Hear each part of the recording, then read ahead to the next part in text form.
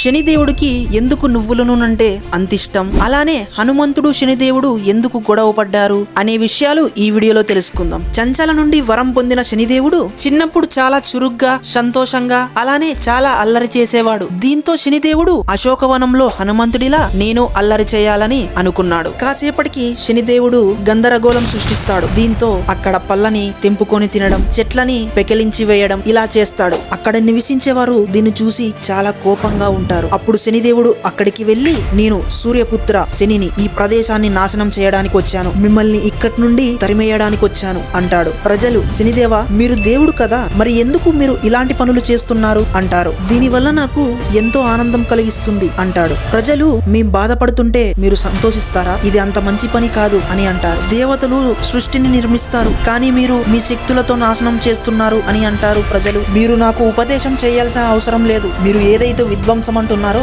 అది నాకు ఒక ఆట అంటాడు శనిదేవుడు. ప్రజలు, అంటే ఇక మీరు వినరా, మేము ఫిర్యాదు చేస్తాం. శనిదేవుడు, ఎవరికి, మా నాన్న సూర్యదేవునికా? కాదు, పవనపుత్ర హనుమంతుడికి అంటారు. మీ దృష్టిలో హనుమంతుడు గొప్ప వీరుడైతే జై హనుమాన్ అని కామెంట్ చేయండి.